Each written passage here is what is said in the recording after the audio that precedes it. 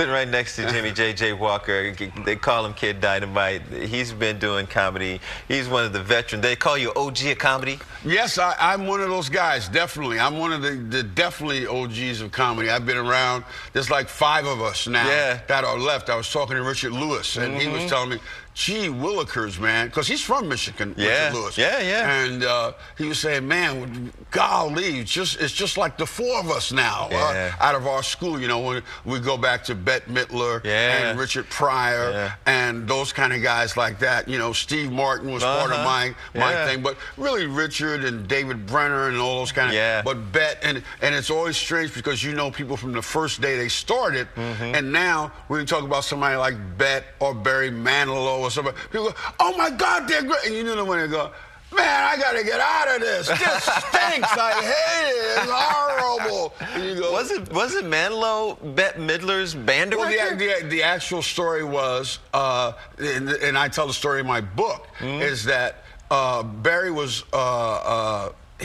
Well, what happened was that Bette got a deal with Atlantic Records, okay? We had a main piano player used to be at the Improv. And the main piano player was Raymond Johnson, okay? And so they said to Bette, you can go on the road and do stuff. We're going to let you hire your own band. Right. So she went to Raymond Johnson, who had been a road guy for a long time. He says, Raymond, I want you to be my band leader. He says, absolutely not. I've been on the road for 1,000 years. I'm not going on the road anymore. So we had a backup piano player. And the backup piano player said, well, I'll do it. And the backup piano player was Barry Manilow. The backup piano player was Barry Manilow. The backup piano player at the Improv. So that was the deal. So he did it, and as they say, the rest is history. So that happened there. So Hey, do you have younger comedians that have come to you, say maybe 20 years ago, and said, JJ, I want to do my thing, blah, blah, blah. You give them some words of advice, they kiss the ring, and now they're successful. Well, all my guys, you know, because I have my writing staff.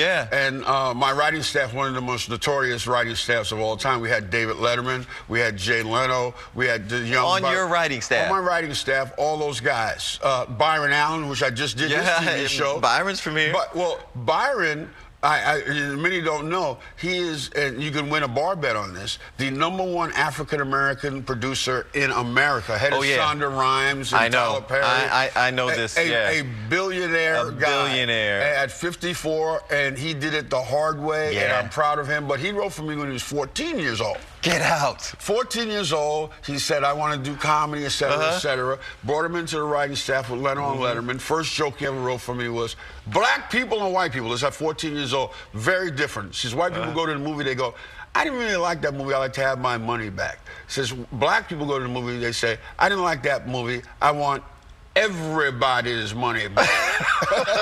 When did he write that? Like what, 80s, 70s? He wrote it in the 70s. In the 70s. Wow. 1976 he wrote that joke. Wow. I could talk to you all day, man.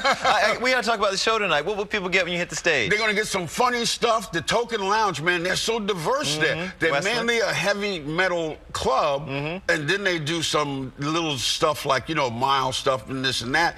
But now they're doing comedy too. So we want to keep comedy out in Westland, Michigan, because you guys have lost a few comedy clubs out there. We don't want to lose any more comedy clubs, so come support the club. Well, it's good to see some OGs of comedy representing. Yes, they're doing a great job at the Token Lounge. You come see on out all there. The information right there on your screen. Tonight, tomorrow night, Token Lounge, Westland. Doors open at 7 p.m. Make sure you come and hear a guy who knows what he's doing and has the stories to back it up. You got a lot of stories. Thank you. Thank you very much. Always a pleasure to see you, JJ. Thanks for coming in, man.